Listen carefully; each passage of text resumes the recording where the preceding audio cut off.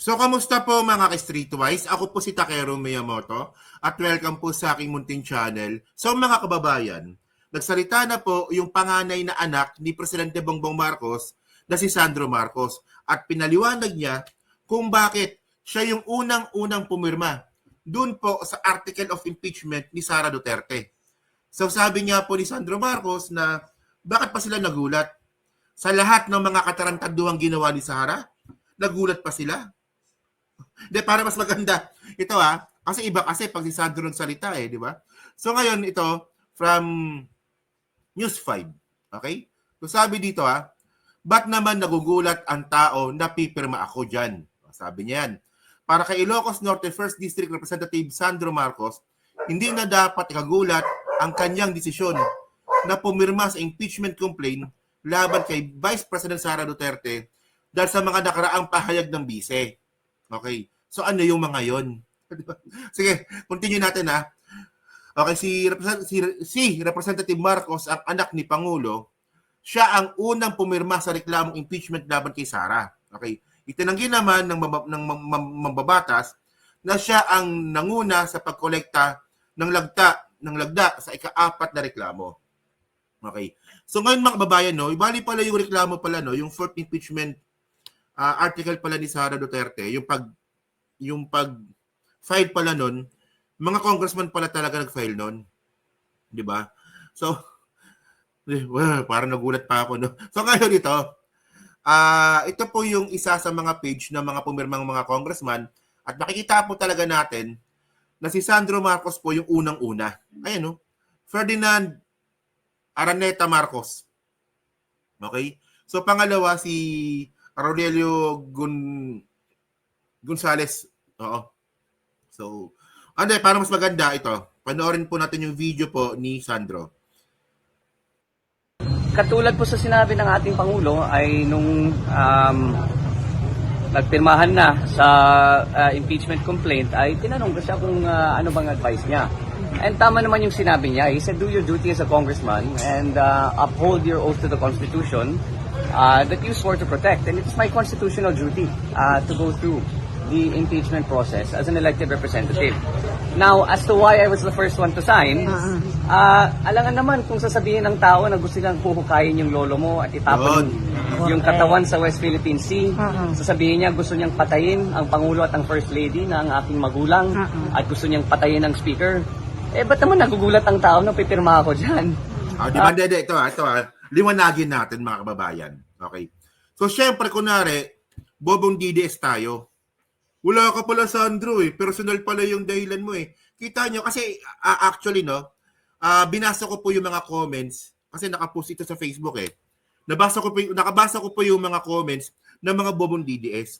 Na wala ka pala, Sandro, personal pala yung dahilan mo kung ba't ka pumirma. Mga kababayan, ang point dito, kahit personal po yung dahilan ni Sandro Marcos, di ba? Bali wala po yan kung ang ginawa nga po ni Sara Duterte ay hindi labag sa Constitution or sa batas. Nakuha niyo yung point ko mga kababayan. For example, ito kahit na di ba kahit na magwala yan si Sandro Marcos at ang dahilan niya po ay personal, bali wala po yan. Kung si Sara Duterte po ay walang ginawang paglabag or walang grounds sa impeachment.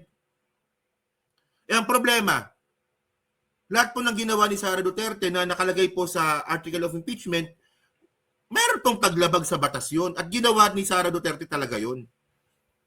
So, ang point dito, ang reason talaga dito ni Sandro Marcos kung bakit siya pumirma, di ba, base sa Constitution at base rin po sa personal niya. Di ba? Kasi ulitin ko lang mga kababayan, medyo nahirapan lang ako explain Kung kahit personal po ang dahilan ni Sandro Marcos, kung personal lang po yan, bali wala yan. Di ba? Kung walang ginawang labag sa batas si Sara Duterte.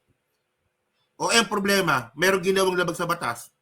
So naging dalawa yung rason ni Sandro Marcos. So kaya siya pumirma kasi, ikaw ba naman, bastusin yung lolo mo. Ipapahukay sa West Philippine Sea. Di ba? Ipapahukay yung bangkay, itatapos sa West Philippine Sea. Tapos magbabantaan mo yung buhay ng magulang mo? Hindi ka ba pipirma dyan? Kaya kayo mga bobong mga DDS kayo, medyo konting gamit lang ng utak. Hindi lang po personal ang dahilan ni Sandro Marcos dito. Personal tsaka base sa konstitusyon. Konting gamit ng utak mga DDS. Nakakaano kayo, no? Actually, kayo salot sa Pilipinas, no? O, continue nga natin, sige. These are statements that can't be taken lightly, especially from someone with such a high position. So, Yun. nagtataka na nga ako. Tama, di ba? Sabi nga ni Sandro, ito yung mga statement na dapat hindi pinapalagpas, lalong-lalo na vice presidente to. Di ba? Kung bakit nagulat yung tao, alam nga naman kung sasabihin mo kukukain mo lolo ko. Of course, I'll be the first one to sign. That should come as no surprise. So that's why I was the first one to sign. As to the allegations that I was the one who spearheaded the movement for the fourth complaint, katulad sa sinabi ng Pangulo, I think people give me too much credit. I was given the opportunity to sign, and I did sign, but I did not spearhead any movement, or I did not try to convince anyone to sign. I think they did that on their own volition. I did ask what their opinions were and if they were going to sign or not, but that's about as far as that's about as far to the extent as to my involvement in collecting the signatures. Ayun na, so pumirma lang daw po siya, pero hindi siya yung nagpakalap ng pirma. So, sino ba? Sino ba talaga? Numbers po, sir. More than the required numbers. Yes, well, the required was 1/3, umabot ng 215. As of today, I heard nasa 245 na tayo, may mga humabol. Well, they signified their intention, yung mga wala sa bansa, Yun. may sakit. So, bali 215. Bali nga ngayon nga mga kababayan, 240, no? 215, 245 sabi ni Sandro Marcos. Pero may listahan tayo dito, no, ng mga humabol. Saan na ba yun? Papakita ko sa inyo. May mga humabol eh. Wait lang. Ito. Ito yung mga humabol. 2, 4, 6, 8, 10, 12, 14, 16, 18, 20, 25. So, ito nga, 25 nga yung humabol. So, ito, pakita ko na lang din, no, para mas maganda, no. So, ito yung mga humabol. Kasi for whatever reason, baka nasa ibang bansa or baka nasa constituents nila, so kaya hindi po nakapunta doon sa caucus. Pero ito yung mga humabol. So, bali sa 215, may humabol na 25. So, bali 240 na sila ngayon. Di ba? So, talagang sobra-sobra na yung pirma. So, si Len Alonte ng Binyan Laguna, no? Okay. Tapos si Yulo ng Negros, si Nolasco, okay, Cagayan, Quirino, Cuba, okay, si Elizaldico, pumirma na rin po, okay. Akala ko may tampo to si Elizaldico, no? Buti pumirma. Saldico, okay. So, sa Leyte, si Kari, si Richard ko ng Masbate, pumirma. Okay, so at least you get the point, no? So, sino pa ba? 25 yan eh. Ito, yung sa Tarlac. Si Rivera, si Singson. Ganyan. So, wala pa rin si Nograles, no? Tataka lang ako. So, ngayon mga babayan ito. Okay. So, ayun nga sabi ni Sandro Marcos, ito pa yung mga humabol. Continue natin, sige. Within the complaint, but in terms of, just to set the record straight, in terms of putting it on record, I believe there was an additional 30 that wanted to signify their intent. So nagpadala ng okay. isip that even if it won't be So 30 na pala yung mga humabol. Baka nandun na si Mix Ugrales, di ba? counted in the complaint, I believe for archiving purposes, nasa 2. So I believe 80% of the lower house.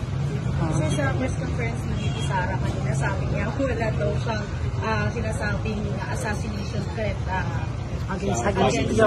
Ano masasabi ko? I think we know the truth to that. So we'll leave it at that. So tinanong si Sandro Marcos dito na wala eh. Sabi pala ni Sara, wala naman daw siyang sinasabing threat sa pamilya mo, sa parents mo. Sagot lang ni Sandro Marcos, ngumiti lang. Sabi niya, alam naman po natin yung totoo. threat Ano yun? against your partners sa Kong. Ano masasabi ko? I think we know the truth to that, so let's just leave it at that. O, diba? Kasi may video eh. Sara Duterte naman, ginagawa mo naman kami tanga niyan eh. Is it true na may involved naman, kaya marami pong pumirma? Ano po? Meron din na naibibigay na pera dun sa pumirma ng mga congressman? I think that's just part of yung mga fake news ng mga DDS. Parte po yan ng smear campaign nila to discredit the movement. You can't blame them eh. Alam naman natin kung sino ang amo nila. But no, there was nothing offered in exchange So, sino amo nila, Sandro? Si Digong ba? for the signatures. I was there in the room. Pinag-uusapan talaga ang articles of impeachment.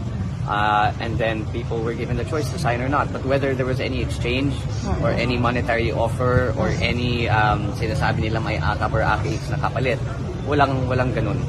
Walang ganun na ibinigay. Yung sinabi sa parang medyo reluctant sa complaint as of today. I'm sorry? Medyo hindi nila binibigyan pansin yung impeachment. Well, that's their choice. Kung binabaliwala nila ang opinion ng 245 ng mababatas at ang mga iba't ibang grupo na sa tingin nila kailangan may impeach ang VP, that's their choice. If they don't want to give it importance, then let them not give it importance. But given the numbers, to us, it's important. How about in the Senate, sir? June na nila itatakil? Well, there is. I believe you heard the statement of the SP that said the impeachment court cannot proceed until there is session. There are other lawyers who say that because the impeachment court is independent of the legislative body, it can proceed as soon as possible. There are differing opinions to that. Pero I don't want to comment on. Okay. Para sa may init na balita. So, naputol na pala tayo doon. Putol na pala. So, ngayon mga kababayan, no, yung video po na yan, galing to sa PCO. Yung interview po na ni Sandro Marcos. Okay. So, ngayon mga kababayan, no, bago tayo magtapos dito, may gusto lang akong i-share dito. So, ngayon, si Sara Duterte, mga kababayan, tinan nyo obvious na obvious po talaga eh. Oh, tinan nyo to Sabi ni Sara Duterte, di ba? VP Duterte to supporters, go to work, air outrage online, not in the street, not in street rallies. Okay? So, mga kababayan po, ang utos po ni Sara Duterte sa mga follower niya, mga tanga, wag na mag-rally. Tulad ng una nilang plano. Di ba? Ang gawin na lang daw po, mag-trolling na lang daw po sa internet. Kasi, ayan ang ibig sabihin saan para niyan eh. Sa ganyang statement ni Sara. Kasi una sa lahat mga kababayan, wala na pong pondo ang mga Duterte para mag-conduct po ng isang malakihang rally. Kasi po, di ba, una sa lahat, naka-freeze po yung mga asset ni Kibuloy. Oh. At nung nakaraan rally ng mga DDS, dun po sa Robinson, sa EDSA, mga 1,000 lang yun. So mapapahiya lang po talaga kasi yung mga supporter ni Sara kung sila po ay pupunta po sa kalsada. Pero, kung mag-online sila, online trolling, mas marami talaga sila. Di ba? Isang tao gagawa ng 10 account. O di, times 10. Style nyo, bulok din no? So, yun mga kababayan, no? So, kayo po dyan sa Team Replay, no nga po masabi nyo nga po dito, sa statement nga po ni Sandro Marcos. So, kayo ba, para ba sa inyo, okay lang ba yung ganung statement ni Sandro Marcos? Na kaya siya pumirma, isa sa mga reason, personal. Sa totoo lang, personal talaga yun. Di ba? Pero tulad yan na sinabi ko kanina, di ba? Mababali po yung personal, mababaliwala po yung personal na rason kung wala po itong kaakibat na ayon sa batas. So, alam naman po natin no, na ang ginawa po ni Sara Duterte ay ka-impeach naman po talaga na ayon sa batas. So, kayo ba, para ba sa inyo, fair ba yun? Okay ba sa inyo yun? So, pa-comment na po sa baba. Binabasa ko pong lahat yan. At yan po sa Team Replay, syempre, pa-like, pa-subscribe. At kung di naman kalabisan, pa-share na rin po ng video po na to. So, sa muli po, kita na lang ulit tayo sa susunod nating content. So, thank you, salamat, and bye-bye.